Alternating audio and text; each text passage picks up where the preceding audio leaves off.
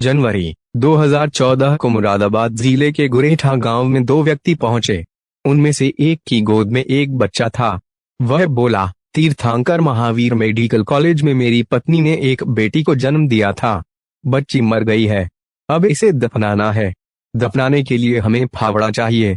हमें श्मशान बता दो, इस बच्ची को हम वहां दफना देंगे। ऐसे दुख में लोग हर तरह से सहयोग करने की कोशिश करते हैं, इसलिए फावड़ा आदि लेकर गांव के कई लोग उन दोनों के साथ गांव के पास ही बहने वाली गांगन नदी की ओर चल दिए। गांव का एक आदमी दुकान से बच्ची के लिए कफन भी खरीद लाया। गांगन नदी के आसपास के गांवों के लोग अपने प्रियजनों का अंतिम संस्कार नदी के किनारे स्थित श्मशान में करते थे, इसलिए वे भी बच्ची को कफन में लपेटकर नदी की तरफ चल दिए। नदी किनारे पहुंचकर गांव के एक आदमी ने बच्ची की लाश को दफनाने के लिए एक गड्ढा भी खोद दिया। वह उसे दफनाने ही वाले थे कि उसी समय बच्ची रोने लगी। बच्ची के रोने की आवाज सुनकर गांव वाले चौंक गए, क्योंकि उस बच्ची को तो उन दोनों लोगों ने मरा हुआ बताया था। बच्ची के जीवित होने पर उसके पिता और साथ आए युवक को खुश होना चाहिए था, लेकिन वे घबरा रहे थे। उनके चेहरे देखकर गांव वालों को शक हो गया। वे समझ गए कि कुछ न कुछ गड़बड़ जरूर है, लिहाजा उन्होंने उन दोनों को घेर लिया और हकीकत जानने की कोशिश करने लगे। लेकिन वे यही कहते रहे कि डॉक्टर ने बच्ची को मृत बताया था, इसके बाद ही तो वे उसे दफनाने के लिए आए थे। यह बात गांव वालों के गले नहीं उतर रही थी। शोर शराबा सुनकर आसपास खेतों में काम करने वाले लोग भी वहां पहुंच गए। भीड़ बढ़ती देख वे दोनों वहां से भागने का मौका ढूंढने लगे। लोगों ने उन्हें दबोच लिया और उसी समय पाकबड़ा थाने में फोन कर दिया।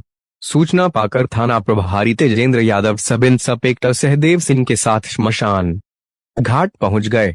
उन्होंने दोनों लोगों से पूछताछ की तो एक ने अपना नाम राजेश और दूसरे ने दिनेश बताया। उन्होंने जब बच्ची को देखा तो वह जीवित थी। वह 5 से 6 दिनों की लग रही थी।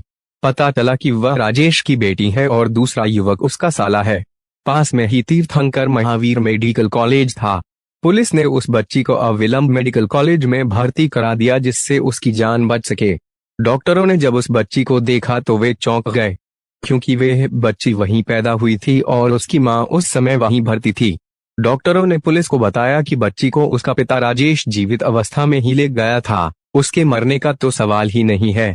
मामला गंभीर लग रहा था, इसलिए थाना प्रभारी ने यह सूचना नगर पुलिस अधीक्षक महेंद्र यादव को दे दी।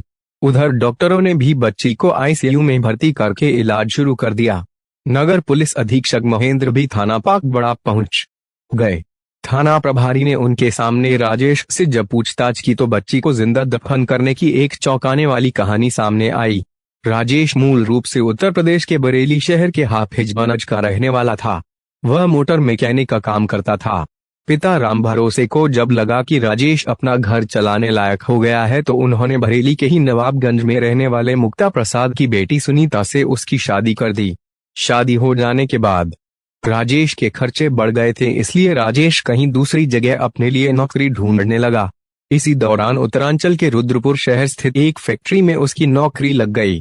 उस फैक्ट्री में बाइकों की चेन बनती थी। कुछ दिनों बाद राजेश पत्नी सुनीता को भी रुद्रपुर ले गया। वहां हंसी खुशी के साथ उनका जीवन चल रहा था। इसी दौरान सुनीता गर्भवती हो गई। इससे पति पत्नी दोनों ही खुश थे। पहली बार मां बनने पर महिला को कितनी खुशी होती है, इस बात को सुनीता महसूस कर रही थी। राजेश भी सुनीता की ठीक से देखभाल कर रहा था। सुनीता को 7 महीने चढ़ गए। अब सुनीता को कुछ परेशानी होने लगी थी, क्योंकि डॉक्टर ने भी सुनीता को कुछ एहतियात बरतने की हिदायत दे रखी थी। सावधानी बरतने के बाद भी अचानक एक दिन सुनीता को प्रसव पीड़ा हुई। जिस डॉक्टर से सुनीता का इलाज चल रहा था, राजेश पत्नी को तुरंत उसी डॉक्टर के पास ले गया। सुनीता का चेकअप करने के बाद डॉक्टर ने स्थिति गंभीर बताई, क्योंकि सुनीता के पेट में 7 महीने का बच्चा था।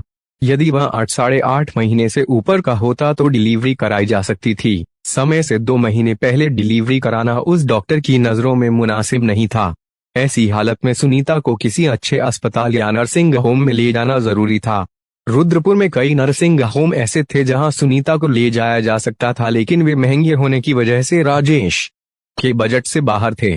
लिहाजा वह पत्नी को लेकर मुरादाबाद आ गया और उसे तीर्थंकर महावीर यूनिवर्सिटी के मेडिकल कॉलेज में भर्ती करा दिया। वहां 4 जनवरी 2014 को सुनीता ने एक बेटी को जन्म दिया। बच्ची 7 महीने में पैदा हुई थी, इसलिए वह बेहद कमजोर थी। उसे इनक्यूबेटर में रखा जाना बहुत जरूरी था, लेकिन मेडिकल कॉलेज में जो इनक्यूबेटर थे उनमें पहले से ही दूसरे बच्चे रखे हुए थे।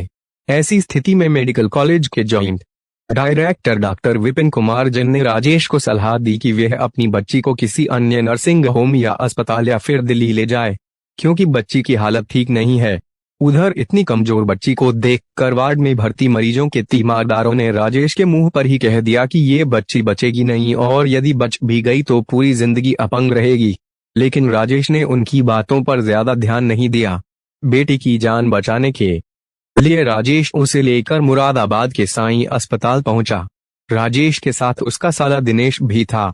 साईं अस्पताल में बच्ची को भर्ती करने से पहले 10,000 रुपए जमा कराने को कहा गया। उसके पास उस समय इतने रुपए नहीं थे। राजेश ने अस्पताल कर्मियों से कहा भी कि वह पैसे बाद में जमा करा देगा, पहले बेटी का इलाज तो शुरू करो। लेकिन उसके अनुरोध को उन्होंने अनसुना कर दिया। राजेश बेटी को हर हाल में बचाना चाहता था, इसलिए उसने अपने कई सगे संबंधियों और रिश्तेदारों को फोन करके अपनी स्थिति बताई और उनसे पैसे मांगे, लेकिन किसी ने भी उसकी सहायता करने के बजाय कोई न कोई बहाना बना दिया। राजेश बहुत परेशान हो गया था। ऐसी हालत में उसकी समझ में ये नहीं आ रहा था कि वह क्या करे। चारों ओर से हताश हो चुके राजेश के कानों में तीमारदारों के शब्द गूंज रहे थे कि बच्ची जिंदा नहीं बचेगी और अगर बच भी गई तो विकलांग रहेगी।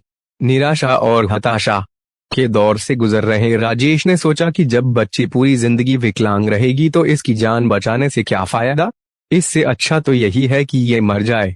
इसके अलावा उसके मन में एक बात यह भी घूम रही थी कि यदि बच्ची नहीं मरी तो वह उसकी वजह से पूरी जिंदगी परेशान रहेगा। लिहाजा उसने बेटी को खत्म करने की सोची। इस बारे में उसने अपने साले दिनेश से बात की तो उसने भी जीजा की हाँ में हाँ मिलाते हुए 6 दिन की बच्ची को खत्म करने को कहा। दोनों ने बच्ची को मारने का फैसला तो कर लिया, लेकिन अपने हाथों से दोनों में से किसी की भी उसका गला दबाने की हिम्मत नहीं हो रही थी। फिर उन्होंने तय किया कि बच्ची को जिंदा ही गड्ढे में दफना देंगे और जब सुनीता पूछेगी तो कह देंगे कि बच्ची की मौत हो गई थी और उसे दफना आए हैं। गड्ढा खोदने के लिए उनके पास कोई चीज नहीं थी, इसलिए वह फावड़ा मांगने के लिए गुरेठा गांव पहुंचे। ऐसी हालत में गांव वालों ने उनकी सहायता करना मुनासिब समझा और उनके साथ गांगन नदी के किनारे उस जगह पर पहुंच गए जहां लोगों का अंतिम संस्कार किया जाता था। उसकी नन्ही सी जान की आंखें ठीक से खुली भी नहीं थीं। दुनियादारी से तो उसे कोई मतलब भी नहीं था। माँ की गोद से पिता के मजबूत हाथों में वह इसलिए आई थी कि वे उसका इलाज कराएंगे, लेकिन उसे क्या पता था कि कन्यादान करने वाले हाथ ही उसे जिंदा दफनाने के लिए आगे बढ़ेंगे।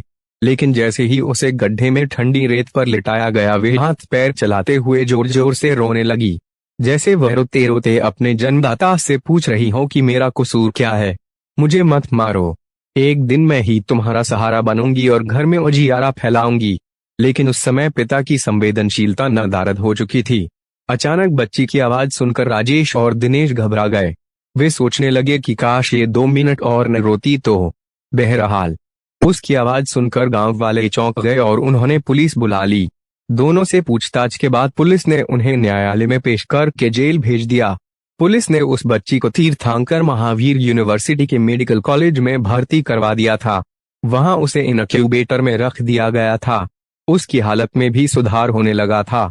उधर सुनीता को इस बात का पता नहीं था कि उसने जिस बच्चे को जन्म दिया उसकी हत्या की कोशिश करने वाला उसका पति जेल में है।